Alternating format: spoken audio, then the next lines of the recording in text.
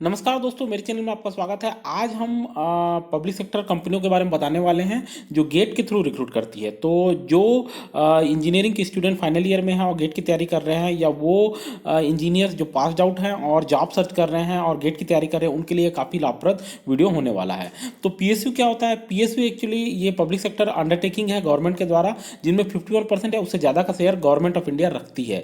Public sector की कंपनियां मोर और लेस बिल्कुल प्राइवेट सेक्टर की तरह काम करती है। पावर सेक्टर में है, एनर्जी सेक्टर में है, मैन्युफैक्चरिंग सेक्टर की कंपनियां हैं और देश के विकास में, देश के डेवलपमेंट में ये महत्वपूर्ण रोल अदा करती है। यहाँ पे प्रॉफिट एंड लॉस और वर्क कल्चर लगभग प्राइवेट सेक्टर की तरह ही होता है। बस एक मेजर अंतर ये होता है कि इन कंपनियों में जॉब का या वर्क एनवायरनमेंट बहुत अच्छा होता है और जॉब सिक्योरिटी रहती है। आजकल पब्लिक सेक्टर की कंपनियां काफ़ी अच्छा सीटीसी दे रही है, काफ़ी अच्छा वर्क कल्चर दे रही है, जो कि यंगस्टर्स को अट्रैक्ट कर रहा है कि वो ये कंपनियां ज्वाइन करें। पहले के ज़माने में ये पब्लिक सेक्टर की कंपनियां इंडिविजुअली रिटर्न टेस्ट लेती थी, ग्रुप डिस्कशन करवाती थी, साथ में इंटरव्यू लेती थी। लेकिन आजकल ये गेट के थ्रू एक सिंगल जो एग्जाम है उसके थ्रू ये रिक्रूट कर रही है। गेट का मार्क्स के आधार पर आपको कॉल लेटर आएगा इंटरव्यू के लिए, और इंटरव्यू के बाद आप ये कंपनी ज्वाइन कर सकते हैं अगर आपने इंटरव्यू क्लियर कर लिया। तो वो कौन सी पीएसयू है जो गेट के थ्रू रिक्रूट कर रही है, उनका सीटीसी क्या है, उनका पे स्ट्रक्चर क्या है, वो मैं आपको बताने वाला हूँ। तो ये काफ़ी अच्छा इंटरेस्टिंग वीडियो होने वाला है दोस्तों, आप इसको अंत तक देखते रहिए, इस वीडियो में बने रहिए। तो पावर सेक्टर की पहली कंपनी है power grid corporation of India limited, PGCIL. और पीजीसीआईएल जो है ये नवरत्ना कंपनी है। देखिए, पीएसयू को 3 कैटेगरी में बांटा गया है: मिनी रत्ना, नवरत्ना और महारत्ना।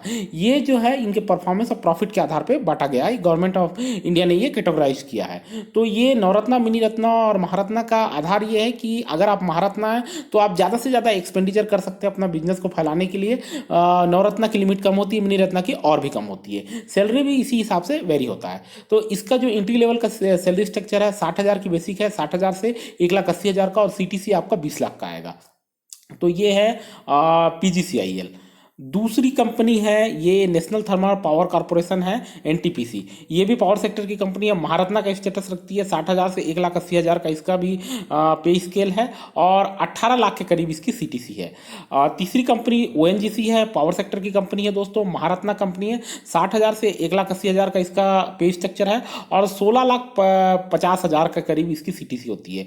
फिर तीसरी कंपनी जो है, चौथी कंपनी सॉरी दोस्तों, ये है IOCL, Indian oil corporation limited. ये जानी मानी कंपनी है, जगह जगह इसके पेट्रोल पंप आपको देखने को मिल जाएंगे।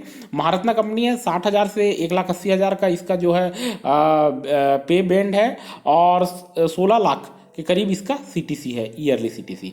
इसके बाद आता है GAIL, gas authority of India limited. ये भी नवरत्ना स्टेटस रखती है। 60,000 से 1,80,000 का इसका पे स्केल है, और 16 लाख की सीटीसी ये एंट्री लेवल पे आती है। फिर आता है Bharat petroleum. Bharat petroleum BPCL के जगह जगह आपको पेट्रोल बंक दिखाई दे जाएंगे। ये नवरत्ना स्टेटस रखती है। 60,000 से 1,80,000 का इसका स्केल है, और ये 16 लाख की सीटीसी जो है यंगस्टर को देती है। इसके बाद HP, Hindustan petroleum corporation limited, 60 lakh से 1,80,000 का इसका पे स्केल है, और ये भी 16 लाख की सीटीसी देती है। उसके बाद आती है oil India limited. Oil India limited Navratna का स्टेटस लगती है। 60 लाख से 1,80,000 का इसका पे स्केल है, और 15 लाख की सीटीसी ये देती है। इसके बाद आती है मैन्युफैक्चरिंग सेक्टर की कंपनी दोस्तों, ये डिफेंस बेस्ड कंपनी है, भारत हेवी इलेक्ट्रिकल्स लिमिटेड, भेल। और भेल नवरत्ना स्टेटस लगती है। 60,000 से 1,80,000 का पे स्केल है, 13 लाख की सीटीसी ये देती है दोस्तों। उसके बाद स्टील अथॉरिटी ऑफ इंडिया, ये जो कंपनी है ये मैन्युफैक्चरिंग सेक्टर की स्टील के क्षेत्र में बड़ी नामी कंपनी है, और महारत्ना स्टेटस लगती है। 20,600 से 46,500 का इसका जो है पेमेंट है, और ये 10 लाख की सीटीसी करीब देती है।